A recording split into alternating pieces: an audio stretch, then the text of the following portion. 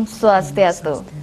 Selamat sore pemirsa Bali TV dimanapun Anda berada. Senang sekali saya Rai Setiawati kembali hadir tentunya menjumpai pemirsa Bali TV dalam program Dialog Harmoni Bali. Baik, dan sore hari ini kita akan mengangkat topik terkait pemberian vaksin COVID-19 pada pasien penyakit jantung. Jadi kira-kira seperti apa untuk pemberian vaksin COVID-19 ini pada pasien penyakit jantung? Nah, untuk itu kita sudah mengundang narasumber kita, Dr. Rani Paramita Iswari Maliawan, M. Biomed SPJP FIHA. Langsung saja kita sapa. Om Swastiastu, selamat sore dok. Swastiastu. Baik. Gimana kabarnya? Baik, Dokter Rani. Dokter Rani, bagaimana kabarnya dok? Baik, sehat dok ya. Oke, apalagi di tengah pandemi seperti saat ini ya dokter ya, harus tetap selalu menjaga kesehatan. Iya, dokter, ini terkait topik kita sore hari ini, pemberian vaksin COVID-19 pada pasien penyakit jantung dok ya. Nah, jadi kita ketahui bahwa kita masih berada di masa pandemi seperti saat ini dok. Jadi tentunya disarankan untuk semua sudah mendapatkan vaksin ya dok ya. Nah, kalau awal-awalnya vaksin kan hanya untuk beberapa orang saja dikategorikan, tapi kalau sekarang hampir ya dok ya semua ya. Nah, mungkin dokter sebelum kita lebih lanjut lagi terkait pemberian vaksin COVID-19 pada pasien penyakit jantung, nah ada yang ingin dokter sampaikan terkait vaksinasi, silakan dok. Oke, terima kasih. Iya. Jadi vaksinasi sendiri ini sebenarnya merupakan program pemerintah ya, salah satu program pemerintah di masa pandemi COVID-19 ini. Yang tujuan utamanya adalah bagaimana kita mengurangi risiko kesakitan dan kematian akibat COVID-19. Itu tujuan utama sebenarnya. Jadi mengurangi risiko kesakitan dan kematian. Yang kedua adalah bagaimana vaksin itu kita berikan dengan secara cepat, merata, dengan cakupan yang luas. Itu tujuannya untuk membentuk kekebalan kelompok atau biasa kita kenal dengan herd immunity ya. Jadi diharapkan dengan sebagian besar masyarakat yang sudah divaksinasi, itu diharapkan kita dapat memutus penularan dari COVID-19. Yang ketiga adalah untuk meningkatkan kualitas layanan kesehatan, dan yang keempat adalah untuk meningkatkan produktivitas kita. Jadi dengan divaksinasi tentunya juga diharapkan dapat mengurangi dampak sosial ekonomi terkait COVID-19 saat ini. Iya, baik dok. Nah, jadi tentunya ini sudah merupakan suatu kebijakan dok ya, dan tentunya ini juga merupakan kebaikan bersama terkait vaksinasi. Nah, ini mungkin banyak yang masih simpang siur terkait vaksin dok. Ada yang masih beranggapan kalau yang sakit, yang mungkin apalagi riwayat ada penyakit jantung, ini nggak boleh divaksin, seperti itu dok ya. Karena itu kita akan bahas hari ini di topik kita sore hari ini di Harmoni Bali. Dan nanti tentunya pemirsa Bali TV, bagi Anda yang ingin ikut untuk bertanya langsung dengan dokter, yang ingin ikut berpartisipasi, nanti kita akan buka line telepon di segmen ketiga dan di segmen terakhir di 0361-894-8400 atau di 0361-894-8401. Baik dokter, kita akan langsung saja dok. Apakah pasien jantung ini biasanya rentan dok terhadap COVID-19 ini dok? Oke, ya. Kalau ini berdasarkan WHO juga, pasien-pasien dengan kondisi yang mempunyai kondisi penyakit menahun atau kondisi penyakit kronis itu biasanya memiliki sistem imun yang kurang baik. Jadi contohnya penyakit jantung salah satu penyakit menahun juga. Jadi pasien tersebut rentan untuk terkena infeksi COVID-19, dan juga kalau terkena infeksi COVID-19 itu rentan sekali mengalami komplikasi yang berat akibat infeksi COVID-19 tersebut. Gitu. Iya, baik. Nah, jadi untuk dari pasien jantung ini kan sudah termasuk rentan ya dok ya terhadap paparan dari COVID-19 ini. Nah, terus untuk dari komplikasi ini sendiri bagaimana dok untuk cara pencegahannya dok? Iya, rentan paparan, rentan komplikasi. Oke. Double dok ya? Double. Iya. Oh, iya. Saya jelasin dulu kali ya, iya, dok. Kenapa rentan komplikasi ya? Nah, karena terus terang memang banyak yang nanya di praktek di mana gitu. Jadi pasien-pasien penyakit jantung. Jadi kenapa rentan terhadap komplikasi penyakit jantung? Nah, kita tahu infeksi COVID-19 itu sebenarnya utamanya memang menyerang saluran nafas ya, paru-paru. Tetapi komplikasinya terkait infeksinya sendiri ataupun sistem kekebalan tubuh yang ditimbulkan itu yang terlalu berlebihan, itu juga berpengaruh ke banyak organ di tubuh, salah satunya jantung. Baik. Jadi itu bisa menyebabkan gangguan irama jantung yang berpotensi fatal, atau menyebabkan fungsi jantungnya menurun juga. Baik gitu. Dok, kita akan jeda dulu terkait ini dia tadi dokter sempat membahas menekankan fungsi jantung yang bisa menurun ya Dok ya. Baik, kita jeda terlebih dahulu Dok. Dan pemirsa Bali TV tetaplah bersama kami, kita akan segera kembali setelah jeda iklan berikut ini.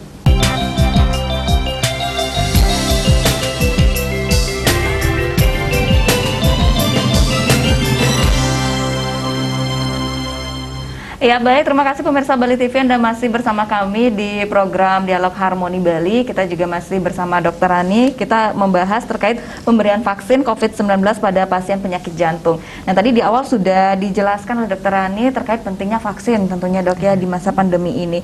Nah sekarang terutama untuk pasien jantung ini Dok, ini tadi dokter sempat menjelaskan fungsi jantung melemah. Nah ini seperti apa Dok kalau kita melihat di masa pandemi seperti saat ini, terutama bagi pasien yang mengidap penyakit jantung Dok? Ya, jadi gini, pasien-pasien dengan penyakit jantung jadi sudah ada masalah atau gangguan di fungsi jantungnya. Itu apabila terkena lagi infeksi COVID-19 yang biasanya itu bisa berpotensi untuk terjadinya komplikasi yang berat, itu salah satunya karena infeksi COVID-19 sendiri itu bisa secara langsung menyerang sel-sel otot jantung juga. Jadi menyebabkan kerusakan sel otot jantung, peradangan di sana, ataupun sistem imun kita tadi yang berlebihan, itu juga bisa menyerang ke jantung, yang menyebabkan fungsi jantung dari pasien-pasien penyakit jantung tersebut yang sudah menurun, itu akan tambah turun lagi, tambah terganggu fungsinya, tambah berat.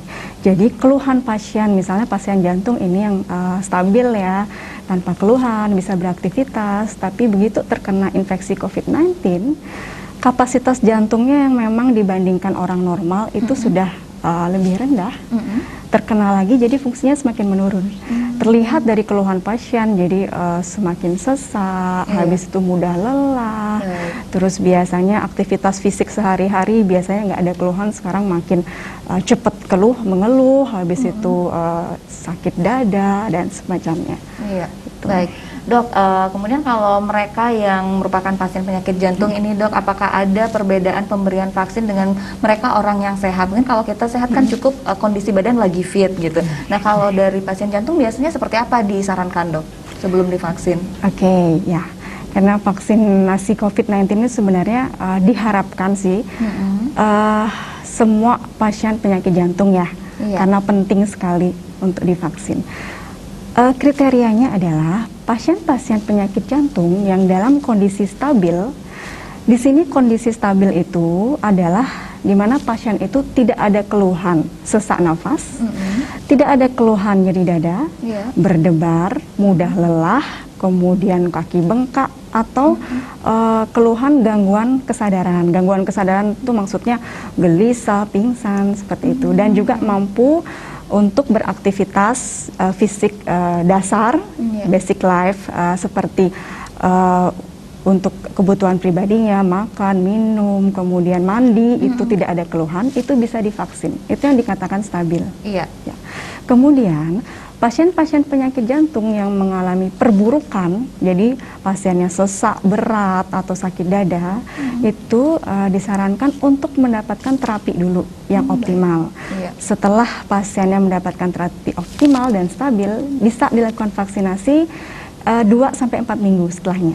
Gitu. Baik Dok, itu terapi yang dimaksud terapi seperti apa Dok biasanya modelnya? Ya, tata laksana obat-obatan, medikamentosa, kemudian terapi suportif, segala macam yang membuat pasien tersebut kembali lagi ke kondisi stabil. Yang tadinya sesak berat nih, sakit dada, kembali lagi bisa minimal sesaknya atau bahkan tidak ada keluhan sama sekali, bisa beraktivitas, itu bisa divaksin 2-4 minggu setelah fase akut tadi itu atau tidak stabil itu terlewati. Iya.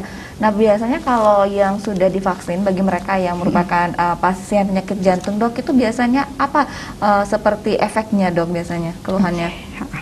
Sebenarnya untuk penelitian COVID-19 sendiri ya, itu juga mengikutkan pasien-pasien jantung juga diikutkan dalam penelitian. Dan untuk efek samping terkait vaksinnya, Sebenarnya sih hampir sama dengan dengan orang-orang yang sehat gitu. Jadi bisa gejala yang ringan, atau maksudnya gejala umum itu seperti nyeri pada tempat suntikan, atau misalnya bengkak pada tempat suntikan, atau gejala karena kekebalan tubuh kita berespon ya, seperti demam, menggigil, nyeri kepala, yang bisa hilang paling tidak 24 sampai 48 jam setelah vaksin, dibantu dengan obat-obatan, itu bisa. Nah, untuk pasien penyakit jantung, mungkin dipikirkan juga biasanya pasien penyakit jantung itu ada yang mengkonsumsi obat-obat pengencer darah yang rutinnya. Seperti asetosal, antiplatelet atau antikoagulan. Jadi memang tidak dianjurkan untuk di stop sebelum maupun sesudah vaksin untuk obat-obatan penyakit jantung apapun. Tetapi mungkin berisiko untuk adanya memar atau bengkak pada tempat suntikan.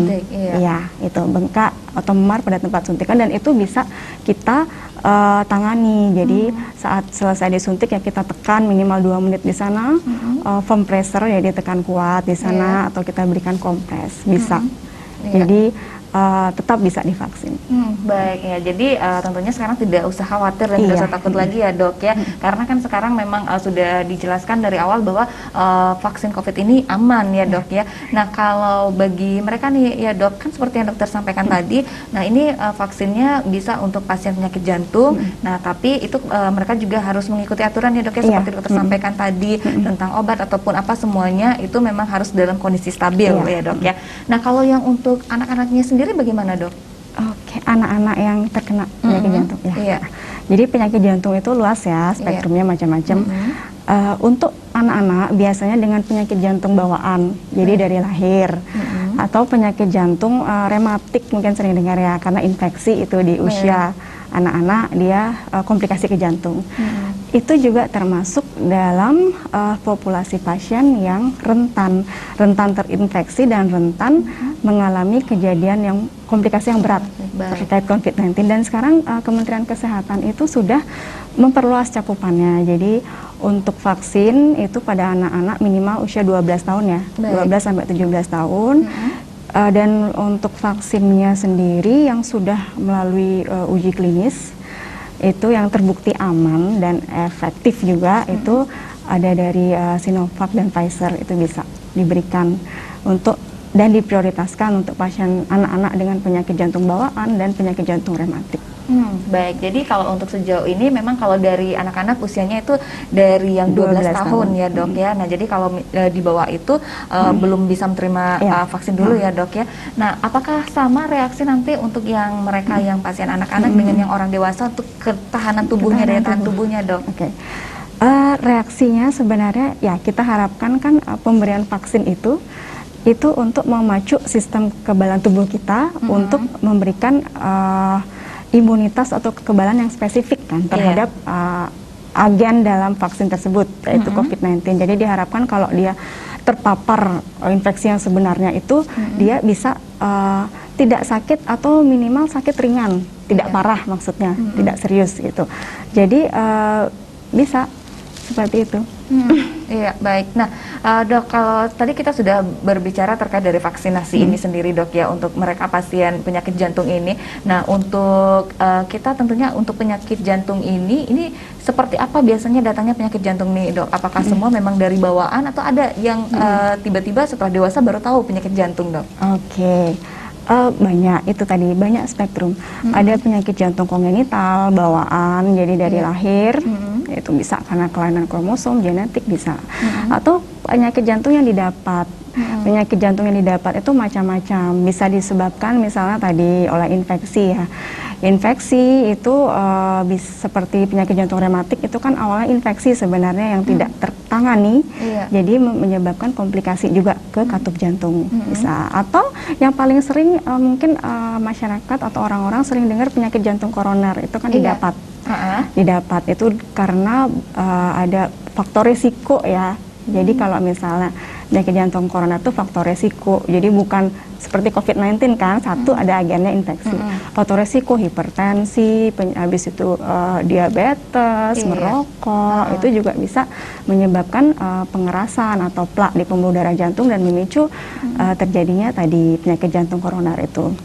Gitu. Jadi banyak sekali sebenarnya spektrum penyakit jantung, bahkan gangguan irama jantung juga bisa. Juga termasuk ya, termasuk Dok, ya. juga. Nah, karena kan biasanya seperti ini, Dok, banyak sekali yang tiba-tiba baru tahu, ternyata ini ada riwayat penyakit jantung yang sebelumnya tidak diketahui ya, Dok, ya. Ini bagaimana caranya kita menghindari sedini mungkin penyakit jantung, dan bagaimana juga kita mengetahui ciri-ciri penyakit jantung secara spesifik seperti apa, Dok? Oke, ya, karena luas, ya, cakupan penyakit jantung itu luas.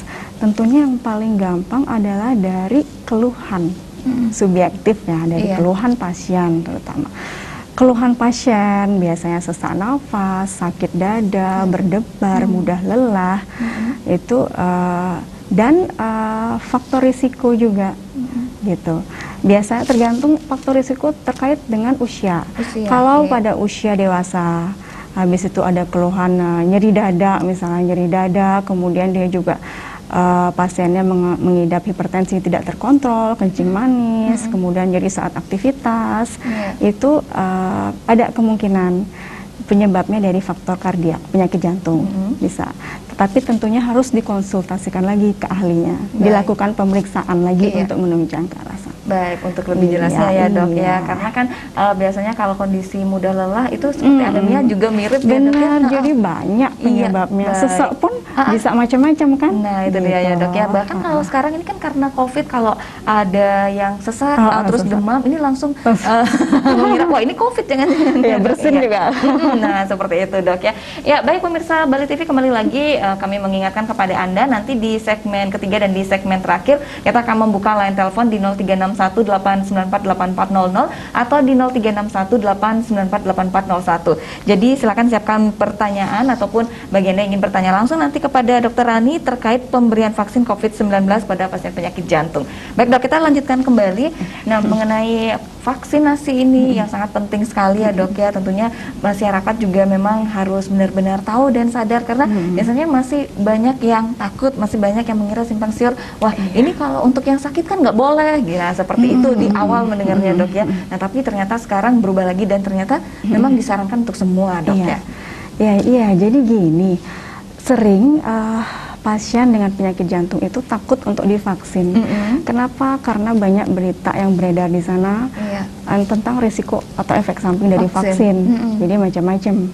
Nah, jadi begini, sampai sekarang itu risiko atau efek samping dari vaksinasi itu masih jauh lebih kecil dibandingkan manfaat dari vaksin itu sendiri, gitu. Jadi risiko yang tadi saya bilang tadi, jadi risiko yang memang bisa diprediksi kan, risiko kayak memang sistem imun meningkat, pasti demam, menggigil, atau risiko yang sangat jarang terjadi. Jadi ada beberapa jenis vaksin tertentu itu meningkatkan risiko pembekuan atau pengentalan darah ya. Pembekuan darah itu yang menyebabkan bekuan darah di mana-mana, di paru ataupun di ekstremitas ya, di kaki bisa. Itu sebenarnya insidennya itu kalau dibandingkan dengan infeksi COVID itu insidennya antara 12 kasus per 1 juta orang yang divaksin. Sedangkan kalau kita terkena infeksi COVID-19, maaf 3 kasus per 1 juta orang. Kalau kita terkena infeksi COVID-19 itu juga bisa merangsang bekuan darah dan insidennya malah lebih tinggi, sekitar 127 kasus per 1 juta. Gitu. Jadi masih jauh lebih besar manfaat vaksin. Baik, jadi ini yang tentunya boleh kita jadikan acuan ya, Dok, ya, kalau masih banyak di antara masyarakat kita tentunya yang masih merasa takut untuk divaksin, terutama bagi yang sedang sakit gitu ya, Dok, ya, bahwa kalau untuk resikonya itu kan tidak gini, resikonya ada, tapi sangat jarang. Dan dibandingkan resiko kalau terkena infeksi COVID-19 yang berpotensi menyebabkan komplikasi yang serius, itu jauh lebih besar manfaat vaksin dibandingkan resiko efek sampingnya ya. Baik, nah kalau selama ini, Dok, untuk selama masa pandemi ini bagaimana dengan pasien-pasien penyakit jantung ketika melakukan konsultasi ataupun bagaimana mereka berobat biasanya, Dok, sejauh ini dari pengalaman dokter? Ya, yang perlu ditekankan ke pasien, kalau pasien memang sudah dengan kondisi stabil, yang tadi seperti saya bilangnya kondisi stabil itu bisa dengan berobat rutin. Jadi maksudnya kita juga mengurangi kerumunan juga ya di rumah sakit. Itu bisa berobat rutin kalau dia tidak ada keluhan. Berobat rutin maksudnya tidak ke rumah sakit, membeli obat rutin. Kecuali kalau terjadi perburukan. Kalau terjadi perburukan dari kondisi yang stabil itu harus ke rumah sakit, harus kita evaluasi, kita rawat gitu. Jangan sampai malah takut ke rumah sakit karena tertular, takut tertular. Padahal sebenarnya penyakit jantung pun itu berpotensi fatal ya kalau misalnya tidak dilakukan penanganan. Baik ya, pokoknya harus diikuti saja ya dok ya, karena kan tentunya dokter selalu memberikan yang terbaik ya dok ya. Apalagi kalau untuk vaksin ini jangan berusaha untuk dihindari lagi ya dok ya. Jadi tetap dikonsultasikan ke dokter ahli yang terkait. Kalau ke pasien dengan penyakit jantung tetap dikonsultasikan dulu ke dokter ahlinya apakah boleh atau tidak divaksin, apakah masuk kondisi stabil atau tidak. Kemudian juga perlu dipertimbangkan lagi, ini secara umum semua ya, apakah ada yang tidak layak itu sebenarnya adalah yang mengalami reaksi alergi berat atau reaksi yang disebut anafilaksis, itu kayak reaksi shock ya, tiba-tiba tensinya ngedrop gitu. Pada pemberian vaksin dosis pertama itu terjadi reaksi seperti itu tidak layak vaksin. Atau pasien lagi infeksi berat, jadi pasien memang lagi infeksi, lagi demam gitu, itu disarankan ditunda dulu, diatasi dulu infeksinya, setelah itu stabil baru boleh. Dan yang kedua adalah pasien, yang ketiga adalah pasien memang dengan immunodefisiency, jadi terjadi penurunan kemampuan sistem kekebalan tubuhnya untuk memerangi infeksi secara primer. Baik, dokter, kita harus jeda terlebih dulu dok ya. Kita akan lanjutkan kembali nanti di segmen ketiga. Pemirsa Bali TV tetaplah bersama kami. Kita akan segera kembali setelah jeda iklan berikut ini.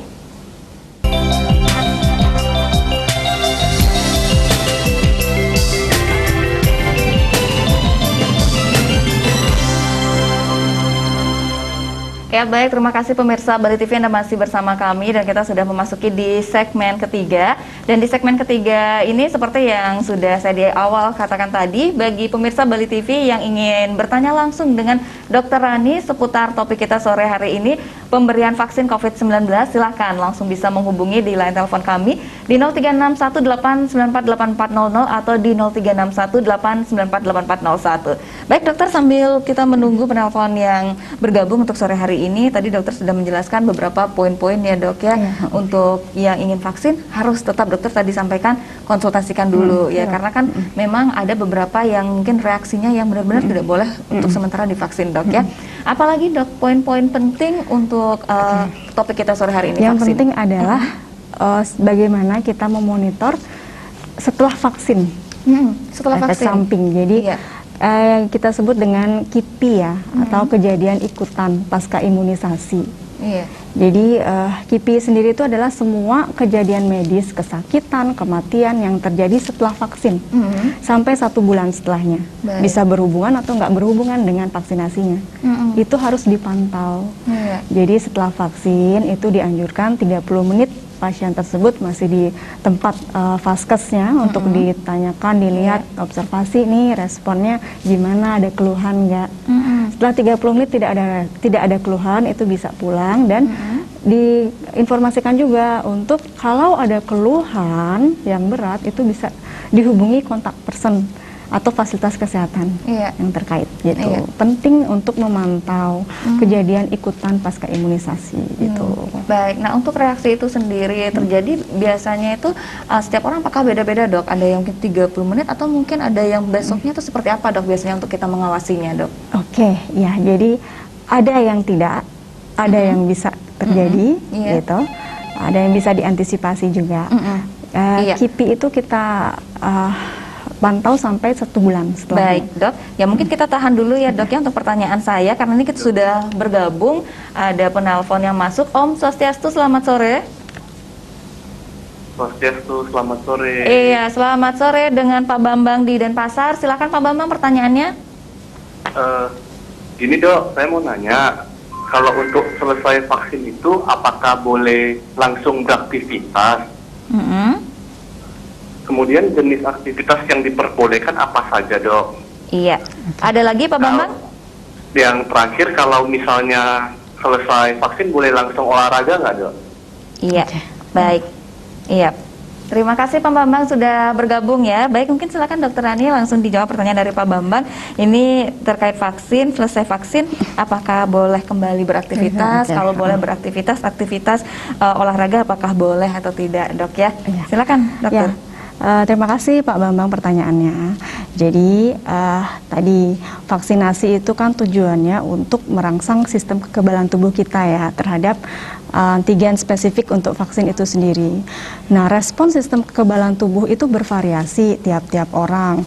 Ada yang responnya maksudnya minimal atau tidak apa-apa habis vaksin ya. Iya. Ada juga yang habis vaksin itu demam, menggigil atau kelelahan. Jadi setelah vaksin disarankan untuk istirahat, minum yang cukup, perbanyak makan makanan yang bergizi gitu. Olahraga ringan itu disesuaikan dengan kondisi tubuh kita gitu. Iya. Baik, nah ini sudah kembali lagi ada yang menelpon, Dok. Kita sapa dulu ya, Dok ya. Om Swastiastu, selamat sore. Om Swastiastu. Iya, Om Swastiastu, selamat sore Pak Sabtono di Gianyar. Silakan Pak Sabtono, apa yang ingin ditanyakan dengan Dokter Rani? Ya, Om Swastiastu. Swastiastu. Ibu Dokter. Yang 4 tahun lalu kena serangan jantung, dipasang ring. Nah, astengkare waktu ini sudah 2 kali yang sampun vaksin. Nah, ini mungkin pertanyaan tiang, kira-kira apa yang tiang harus lakukan supaya jantung tiang ya tidak terkena serangan lagi, ya, ke yang sudah melakukan untuk prokes kesehatan dengan baik. Baik. Ya, itu aja Ibu, mudah-mudahan Ibu bisa memberikan jawaban yang baik. Salam Rahayu Ibu. Salam Rahayu, Baik. terima kasih, Terima Pak. kasih Pak Sabtono di Gianyar. Sebelum kita lanjutkan ke Pak Sabtono, silakan Dokter dilanjutkan lagi dari Pak Bambang. Ada lagi yang ingin disampaikan, Dok, terkait aktivitas itu sendiri? Ya, aktivitas menyesuaikan sama keluh efek samping atau keluh kondisi yang ditimbulkan setelah vaksinasi. Disarankan sih untuk istirahat dulu, istirahat, kemudian tidur yang cukup dulu. Aktivitas bisa seperti biasa tergantung dari kondisi kita pasca vaksin. Iya, baik. Berarti lebih baik jangan dulu ambil aktivitas apapun Yang ya, Dok berat, ya. Yang berat ya, Dok ya. Lebih baik istirahat Istirahat ya, Dok ya. dulu. Iya, baik. Nah, berikutnya dari Pak Sabtono di Gianyar, ini pertanyaannya terkait beliau kan sudah dipasang ring, terus apa yang harus dilakukan supaya tidak terkena lagi serangan jantung seperti itu ya, Dok ya, kira-kira untuk garis besarnya. Silakan, Dokter. Iya, terima kasih pertanyaannya. Ya Pak Sabtono, terima kasih juga sudah mengikuti program vaksinasi ya. Jadi, nah di sini pada pasien dengan serangan jantung, kemudian sudah dilakukan pemasangan ring, dan mungkin saya bisa simpulkan ya, ini pemasangan ringnya maksudnya sudah komplit ya. Nah, untuk mencegah terjadinya serangan berulang, yang paling bisa dilakukan untuk pasien terutama, yaitu bagaimana kita mengontrol faktor-faktor risiko yang menyebabkan serangan jantung tadi. Faktor risiko utama itu ada merokok, itu sama sekali tidak boleh. Baik. Kemudian kita bisa mengontrol tekanan darah, kemudian mengontrol juga kadar gula pada penyakit, misalnya kita mempunyai penyakit diabetes mellitus atau kencing manis ya, kita kontrol kadar gula darahnya. Kemudian olahraga disarankan untuk pasien penyakit jantung itu yang sifatnya aerobik, jadi menggunakan otot-otot besar seperti jalan bisa, jalan cepat, berenang, kemudian sepeda bisa, asal jangan yang mengangkat beban berat. Dan juga yang paling penting adalah apalagi pasien habis pemasangan stent, yaitu ada obat yang harus tetap rutin dikonsumsi gitu, terutama untuk obat antiplatelet atau pengencer darah yang untuk modifikasi obatnya apa Iya. saja itu harus sesuai dengan anjuran dari ahli yang terkait. Iya, baik dokter. Ini kembali lagi ada penelpon yang sudah masuk. Kita sapa dulu. Om Swastiastu, Swastiastu. Ibu Kade di Bangli. Om Swastiastu. Swastiastu. Nggih, baik Ibu Selamat Kade. sore. Iya, selamat sore Ibu Kade di Bangli. Pertanyaannya silakan Ibu Kade. Iya, selamat sore dokter. Sorry. Iki kebetulan orang tua saya itu kan menderita penyakit jantung dan mengkonsumsi obat-obatan itu pengencer darah. Apakah waktu vaksin itu tetap bisa mengkonsumsi obat-obatan itu atau harus saya stop kenten dok? Baik. Ada lagi Terima Ibu kasih, Kade? dokter. Itu saja? Iya. Baik. Baik. Tidak ada, terima kasih dokter. Iya, Mohon baik. informasinya dok. Iya, terima kasih Ibu Kade di Bangli. Sebelum kita lanjutkan ke Ibu Kade dari Bapak Sabtono, mungkin dokter ada yang ingin ditambahkan kembali terkait dari pemasangan ring tadi? Iya, itu saja sih. Jadi ada obat yang harus tetap rutin dikonsumsi, nanti dikonsultasikan sesuai dengan ahlinya, Iya. gitu. Terutama pengencer darah. Kemudian ada obat untuk menstabilkan plak. Itu kan penyakit serangan jantung itu karena plaknya nggak stabil ya, plak di dalam pembuluh darah koronernya nggak stabil, pecah, jadi menyebabkan adanya bekuan darah di sana yang menyumbat aliran darah ke otot jantung. Keluhannya karena otot jantungnya kurang dapat aliran darah adalah nyeri dada. Iya. Gitu. Jadi harus dikontrol semua faktor resiko, obat dan olahraga pun, tidur cukup dan kelola stres juga. Baik. Itu faktor pemicu juga. Baik, jadi semuanya ya dokter ya. Nah, bagaimana dengan pertanyaan dari Ibu Kade di Bangli ini dok? Ini kan tadi sebenarnya dokter juga sudah sempat menjelaskan ya dok yang menyinggung. Nah, kalau dari Ibu Kade ini terkait dari orang tuanya yang memiliki penyakit jantung terus mengkonsumsi obat pengencer darah seperti itu ya dok. Ya ini kalau vaksin apakah dilanjutkan atau tidak? Seperti apa nih dok? Ya, terima kasih Bu Kade. Jadi kalau untuk vaksin itu obat-obatan untuk penyakit jantung tidak dianjurkan untuk di stop. Jadi tetap dilanjutkan sebelum, sesudah maupun setelah vaksin umumnya. Tapi tetap nanti dikonsultasikan dulu ke ahlinya apa ada penyakit lain atau komorbid lain dari pasien yang maksudnya instruksikan hal sebaliknya. Tapi umumnya untuk penyakit jantung, obat antiplatelet, pengencer darah itu dilanjutkan. Dan yang paling penting adalah kita mengetahui kemungkinan timbulnya tadi KIPI tadi. KIPI itu kejadian ikutan pasca imunisasi ya, setelah divaksin pasiennya ada pengencer darah karena vaksinasi COVID kan intramuskular di dalam otot gitu. Ya, jadi kita harus antisipasi adanya bengkak, kemerahan, memar di area tempat injeksi tadi. Ya, itu bisa kita prediksi dan juga kita bisa tangani, bisa dilakukan penekanan di sana 2 menit kemudian dikompres bisa. Jadi bukan sesuatu yang fatal sampai menunda vaksin. Iya, baik. Wah, ini sudah banyak sekali yang ikut bergabung ya dok ya sore hari ini, mungkin juga mewakili pemirsa-pemirsa yang lain yang juga ingin bertanya langsung dengan dokter ya. Dan silakan, kami juga masih membuka kesempatan bagi Anda pemirsa Bali TV yang ingin ikut bergabung, yang ingin bertanya langsung dengan Dokter Rani, silakan bisa menghubungi di 0361-894-8400 atau di 0361-894-8401. Nah, kalau tadi dari mereka yang sudah bertanya nih, boleh dikatakan semua sudah antusias ya dok ya, semua sudah sadar bahwa vaksin itu penting ya dok ya. Iya. Salah satu keberhasilan ya dari program pemerintah. Nah, ini juga sebenarnya salah satu keberhasilan vaksinasi itu, jadi persepsi kita adalah seolah-olah penyakit COVID-19 itu nggak ada lagi di masyarakat. Jadi kita terfokus untuk efek samping dari vaksin gitu. Rata-rata apa sih efek sampingnya? Apa sih? Gimana sih kalau efek sampingnya seperti ini? Perlu nggak sih divaksin? Harus nggak sih divaksin? Padahal sebenarnya ancaman komplikasi infeksi terkait COVID-19 itu masih ada dan jauh lebih besar. Itu yang harus kita pertimbangkan juga ya. Iya, itu yang harus kita tahu ya dok ya. Kalau biasanya lebih takut dengan wah nanti kalau divaksin takutnya nanti begini begitu ya, karena apalagi misalnya mendengar dari teman-teman habis vaksin ada yang merasa mungkin ada yang bilang mungkin menggigil atau demam saja atau mungkin nggak ada reaksi atau sama yang sekali serius ya dok ya. seperti alergi itu. Makanya itu penting pemantauan salah satunya. Baik, dan seperti yang dokter sarankan tadi, setelah habis divaksin alangkah lebih baiknya dibawa beristirahat ya dok ya. Dulu. Dok, benar nggak dok? Ini saya sempat mendengar juga ya dok ya. Ini kalau kita habis divaksin itu diusahakan jangan mandi dulu. Itu benar atau mitos itu dok? Gimana tuh dok?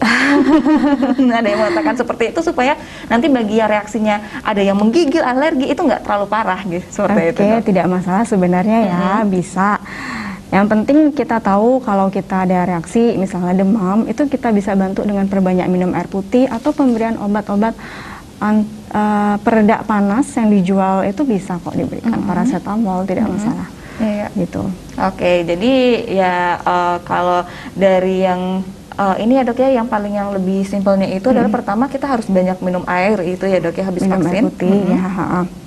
Kemudian hati-hati juga untuk pasien penyakit jantung ya, karena untuk intake dari air minum pun harus disesuaikan sama keluhan, karena kalau terlalu banyak itu beban juga buat jantung. Gitu. Sama itu saja. Sama lagi satu adalah Apa itu, ini dok? juga yang penting ya. Jadi Iya. pemberian vaksin itu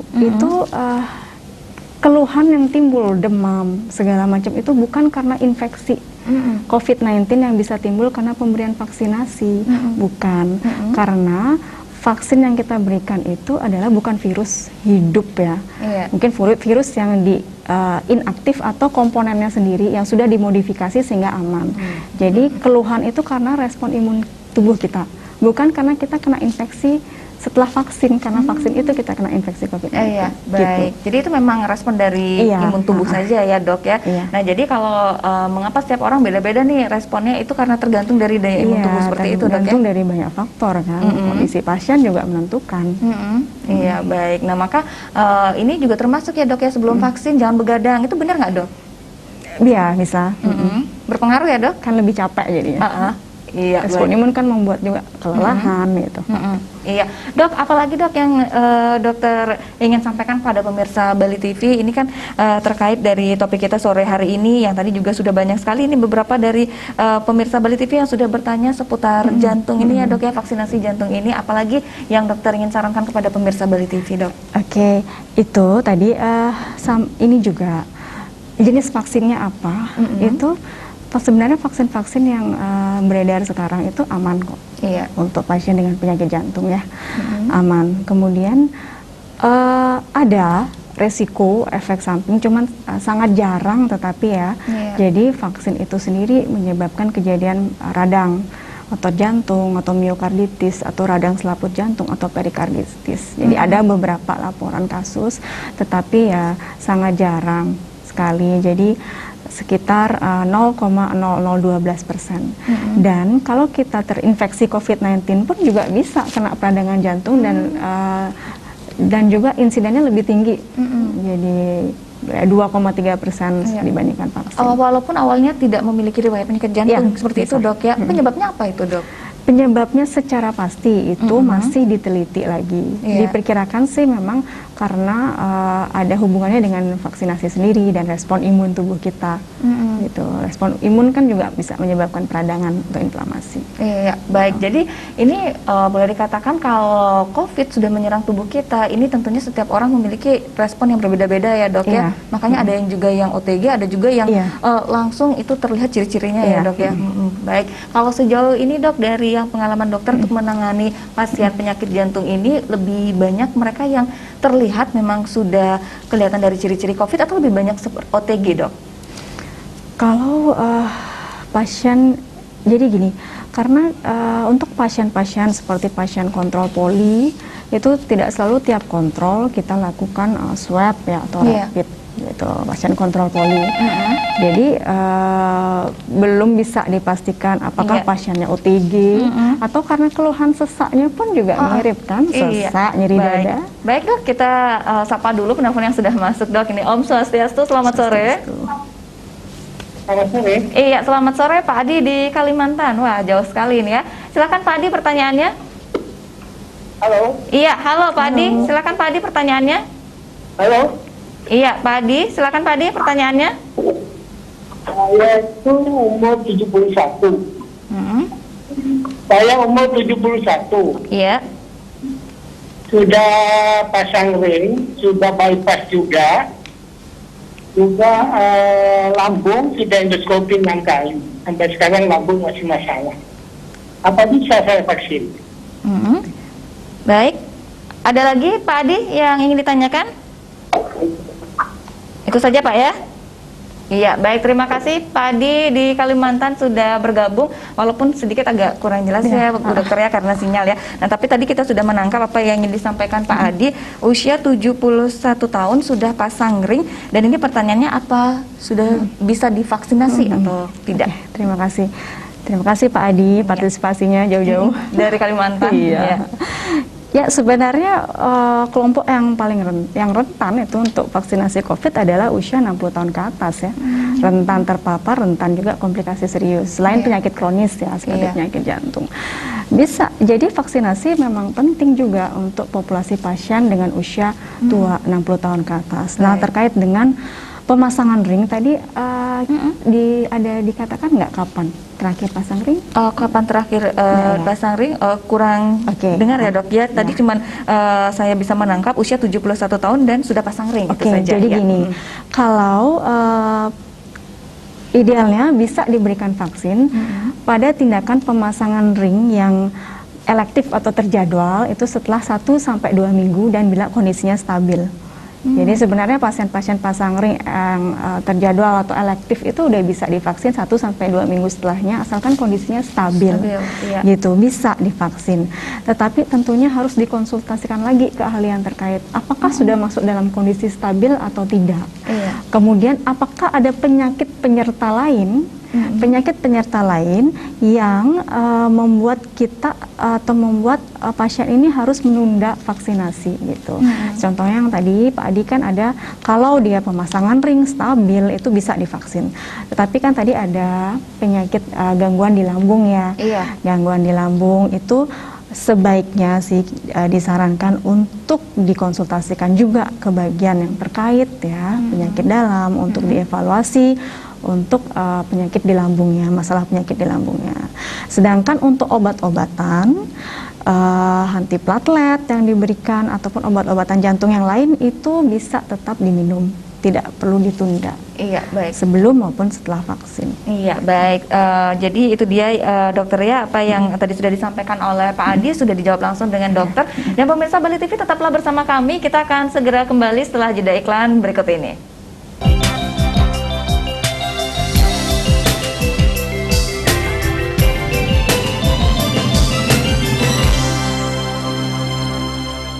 Baik, terima kasih pemirsa Bali TV Anda masih bersama kami di program Dialog Harmoni Bali, dan kita sudah memasuki di segmen terakhir sore hari ini.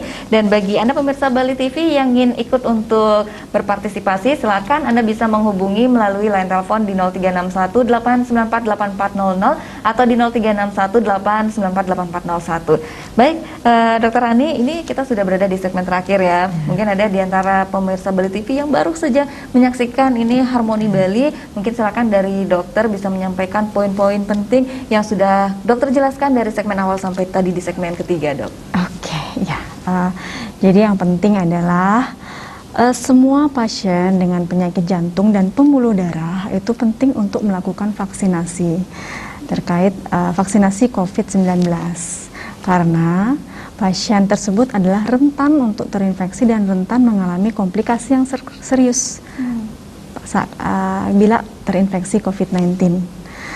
Kemudian yang kedua adalah perlu juga dikonsultasikan ke ahli atau dokter yang merawat kondisi pasien penyakit jantung tersebut.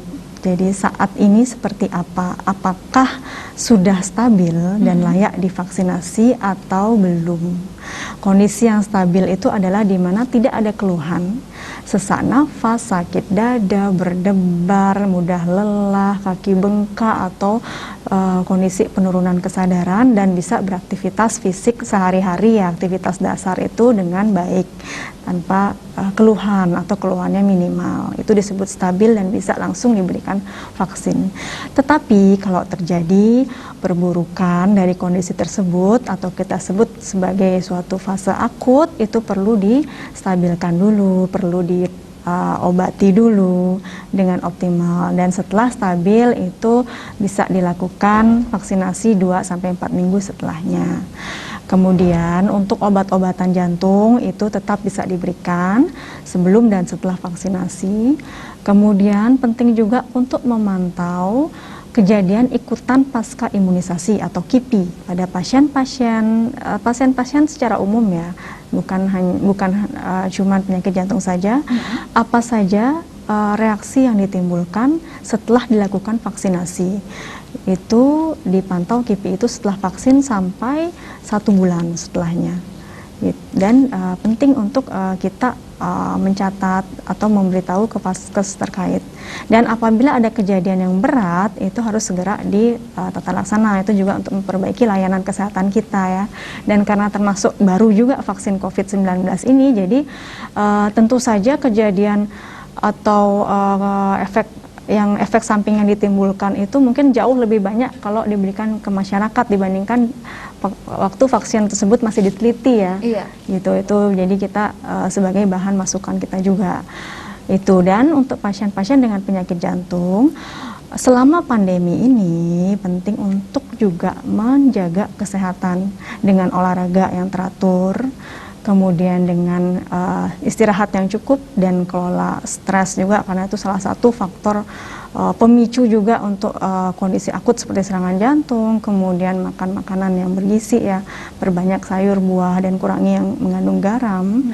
Kemudian jangan menjadikan pandemi ini menjadi alasan untuk tidak berobat atau mengkonsumsi obat secara rutin gitu, atau tidak memeriksakan kondisi penyakitnya yang misalnya mengalami suatu keparahan atau kondisi akut itu ke rumah sakit karena takut tertular. Karena penyakit jantung apabila tidak teratasi dengan baik itu juga berpotensi untuk fatal. Iya, gitu. Baik dokter. Nah, jadi sudah dirangkum semuanya dari segmen awal sampai tadi di segmen ketiga ya dok ya. Ini terkait dari topik kita sore hari ini, pemberian vaksin COVID-19 pada pasien penyakit jantung. Dan tadi juga sudah beberapa dari pemirsa Bali TV yang sudah ikut bergabung. Dan itu kalau tadi kita perhatikan rata-rata pasien yang sudah menggunakan ring ya dok ya. Nah, jadi ini antusiasnya juga mendengar informasi ini juga luar biasa sekali ya dok ya. Mungkin ada yang ingin disampaikan juga kepada pemirsa Bali TV yang tadi sudah menelpon ataupun yang belum sempat menelpon untuk sore ini dok. Oke, iya. Ya, terkait pemasangan ring ya. Jadi pemasangan ring juga bukan merupakan salah satu kontraindikasi, maksudnya salah satu kendala tidak boleh divaksin ya. Jadi disesuaikan lagi kalau dia setelah 1-2 minggu pemasangan ring yang elektif itu bisa divaksin kalau kondisinya stabil tadi. Kemudian tetap dengan obat-obatannya tetap harus diminum karena berisiko juga untuk mengurangi atau tidak meminum obat dan tidak dikonsulkan ke dokter yang merawat gitu. Itu berpotensi fatal juga untuk penyakit jantungnya sendiri gitu. Jadi tetap harus dikonsultasikan ke dokter yang merawat, dan juga ya tetap harus menjaga protokol kesehatan juga tetap harus dijaga. Jadi bukan berarti setelah vaksin itu kita terbebas 100% ya. 100% kita nggak kena COVID, bukan seperti itu. Jadi tujuan vaksinasi yang utama itu adalah mengurangi kesakitan dan kematian kalau terkena infeksi COVID. Karena efektivitas vaksin itu 75-95%. Jadi masih ada risiko terinfeksi. Jadi tetap harus mematuhi protokol kesehatan ya, memakai masker, menjaga jarak gitu. Iya, baik. Wah, ini dokter terima kasih sekali untuk informasinya, dan tentunya ini benar-benar sangat memberikan banyak pengetahuan seputar COVID-19 ini ya dok. Sama-sama, ya. Nah, terutama untuk pasien penyakit jantung yang mungkin sampai saat ini masih ragu-ragu apakah mau divaksin atau tidak. Jawabannya ya pasti harus divaksin, tapi dengan catatan konsultasikan dulu dengan dokter masing-masing ya dok. Ya. Baik, dan terima kasih juga untuk pemirsa Bali TV yang sudah ikut berpartisipasi tadi ya dok ya, selama kurang lebih 1 jam ke depan menemani kita di Harmoni Bali. Ya, dan akhir kata tentunya saya Rai Setiawati beserta seluruh kru kerabat kerja Bali TV mohon pamit undur diri. Sampai jumpa.